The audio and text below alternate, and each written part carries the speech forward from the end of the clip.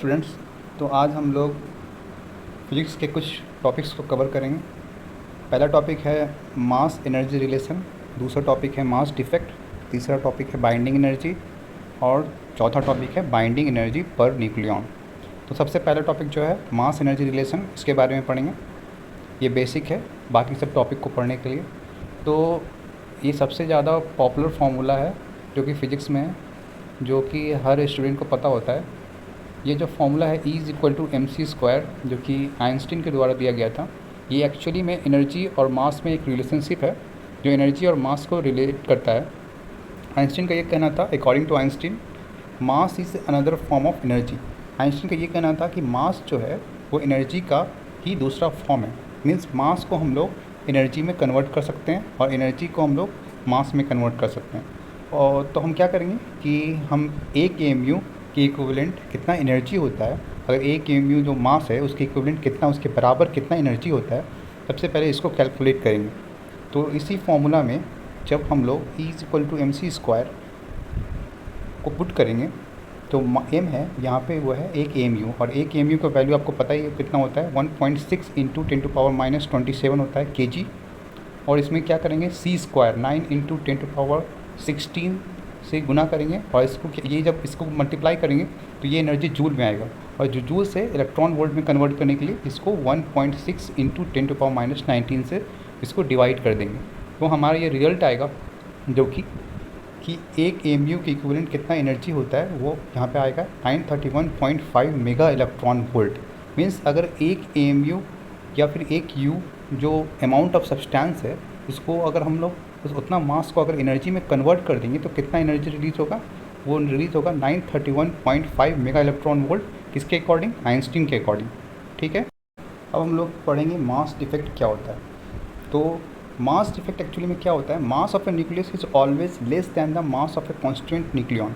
मतलब यहाँ and their mass difference is called mass defect. यहाँ पे ये जो डिफिनेशन है इसमें ये कहना चाह रहा है कि ये जो मास ऑफ द न्यूक्लियस, जो न्यूक्लियस का जो मास होता है, न्यूक्लियस में क्या होता है, न्यूट्रॉन्स होता है, प्रोटॉन्स होता है, दोनों मिलके क्या बनाता है, न्यूक्लियॉन्स बनाता है, क्योंकि न्यूक्लियस के अंदर प्रेजेंट होता है। इसका जो मास होता है, जब आप इसका मास को कैलकुलेट कीजिएगा, मास को निकालिएगा इस न्यूक्लियस के मास को, तो वो एक्चुअली में जो पर्टिकुलर एक जितने उसके अलग अलग जो न्यूक्लियॉन्स हैं, प्रोटॉन और न्यूट्रॉन, उसका जब मास अलग अलग करके निकालिएगा, न्यूक्लियस के बाहर उसका मास जब हम लोग कैलकुलेट करेंगे, और न्यूक्लियस के अंदर जब न्यूक्लियस का फॉर्मेशन कर रहा है उसके बाद जब हम लोग मास कैलकुलेट करेंगे तो दोनों में मास का डिफरेंस आ जाता है। एक्चुअली में जो हम लोग न्यूक्लियस के बाहर जो उसका मास निकालेंगे, प्रोटॉन का और न्यूट्रॉन का, जब उसको हम लोग सम करेंगे तो उसका मास जो होता है जो न्यूक्लियस के मास से ज़्यादा रहता है। और ये जो मास का जो डिफरेंस होता है, ये इसी को हम लोग क्या कहते हैं, मास डिफेक्ट कहते हैं। इसको समझाने के लिए एक एग्जांपल हम यहाँ पे लेंगे हीलियम का।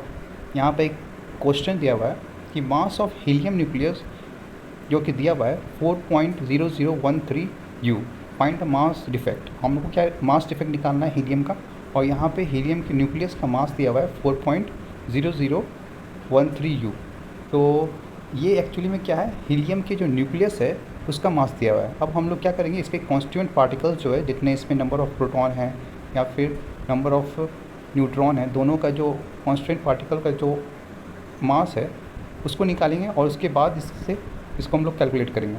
तो हम लोग क्या करेंगे, यहाँ पे प्रोटॉन के मास जो हमको पता होता है कितना होता है, 1.0072 U होता है, और इसको और नंबर ऑफ़ प्रोटॉन यहाँ पे कितना है, यहाँ पे 2 प्रोटॉन है, और यहाँ पे जब 4 - 2 करेंगे हम तो यहाँ पे न्यूट्रॉन की संख्या आ जाएगी जो कि 2 है।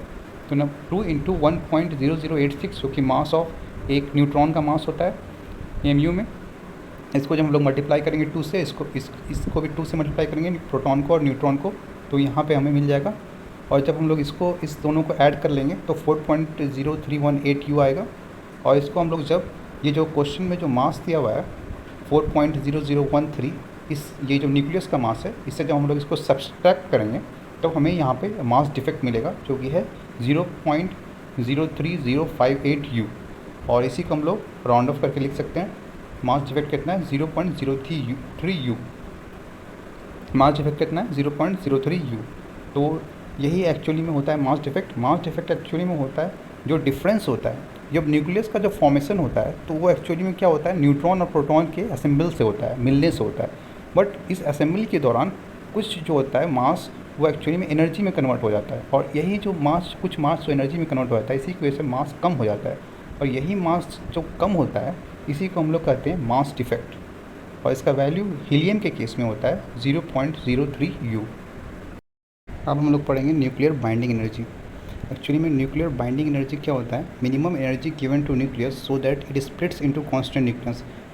इसका मतलब ये है कि मिनिमम कितना एनर्जी आपको न्यूक्लियस को देना पड़ेगा ताकि वो अपने कॉन्स्टिट्यूएंट न्यूक्लियॉन्स मतलब न्यूट्रॉन्स एंड प्रोटॉन में डिवाइड हो जाए। इसका जो दूसरा डिफिनेशन है वो इसको पूरी तरह से क्लियर कर देगा कि when nucleons come together to form a nucleus then some energy is release which is equivalent to mass defect. Means जब भी जो न्यूक्लियॉन्स होते हैं, nucleons means neutrons and protons, जब भी वो असेंबल होते हैं, एक साथ आते हैं और न्यूक्लियस का फॉर्मेशन करते हैं, इस फॉर्मेशन की प्रक्रिया के दौरान कुछ एनर्जी का रिलीज़ होता है, कुछ एनर्जी बाहर रिलीज़ होता है, और ये एनर्जी की वजह से ही क्या होता है, मास डिफेक्ट का होता है। कुछ मास जो होता है वो एक्चुअली में एनर्जी में के फॉर्म में रिलीज़ हो जाता है, कन्वर्ट हो जाता है।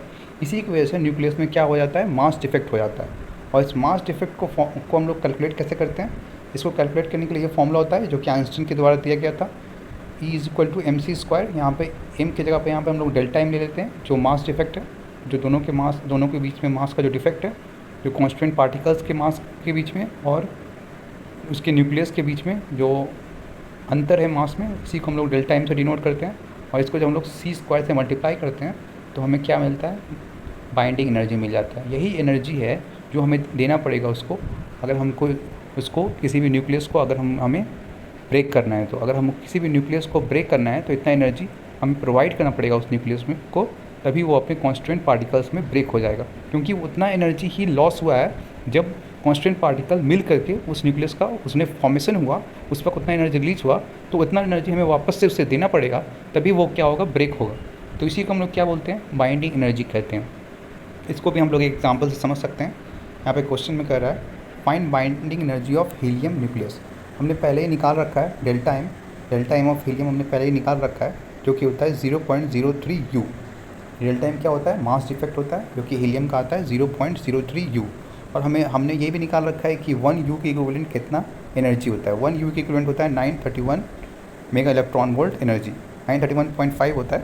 तो यहाँ पे जब हम लोग इसको मल्टीप्लाई करेंगे 0.03 U से, तो यहाँ पे हमारा जो आंसर आएगा वो होगा 27.94 मेगा इलेक्ट्रॉन वोल्ट। इसको अप्रॉक्सीमेटली लिख सकते हैं 28 मेगा इलेक्ट्रॉन वोल्ट। तो यही है एक्चुअली में बाइंडिंग एनर्जी हीलियम न्यूक्लियस का। तो हीलियम न्यूक्लियस को अगर हम लोग को तोड़ना है उसके न्यूक्लियॉन्स के फॉर्मेशन में, मीन्स प्रोटॉन और न्यूट्रॉन के फॉर्म में, मीन्स हीलियम में कितना न्यूट्रॉन होता है, 2 न्यूट्रॉन्स होते हैं और 2 प्रोटॉन्स होते हैं। इसके फॉर्म में अगर उसको हमको ब्रेक करना है तो हमें मिनिमम कितना एनर्जी देना पड़ेगा, उसको 28 मेगा इलेक्ट्रॉन वोल्ट का एनर्जी उसको प्रोवाइड करना पड़ेगा।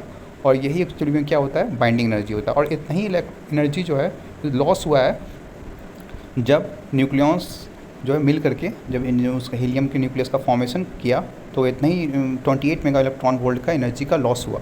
और यही एनर्जी हमें देना पड़ेगा ताकि वो ब्रेक हो जाए अपने न्यूक्लियॉन्स के फॉर्म में।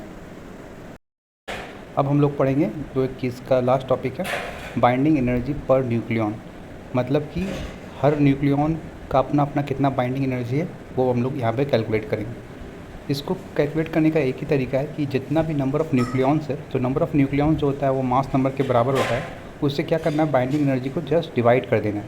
तो यहाँ पे देखिए फॉर्मूला में binding energy per nucleons is equal to binding energy by mass number. यहाँ डेफिनेशन भी आप लोग देख सकते हैं, the average energy given per nucleon so that the nucleus is split into its constituent nucleons. It is the measurement of nuclear stability. Binding energy per nucleons actually में nucleus के stability को भी डिफाइन करता है। इसी वजह से ये एक इम्पॉर्टेंट रोल प्ले करता है ये पता लगाने में कि कौन सा न्यूक्लियस कितना ज़्यादा स्टेबल है। और यहाँ पे हम इसको इस फॉर्मूला से भी देख सकते हैं। यहाँ पे जो भी डेल्टा एम है, मास डिफेक्ट है, इसको c² से जब मल्टीप्लाई करेंगे तो बाइंडिंग एनर्जी आ जाएगा।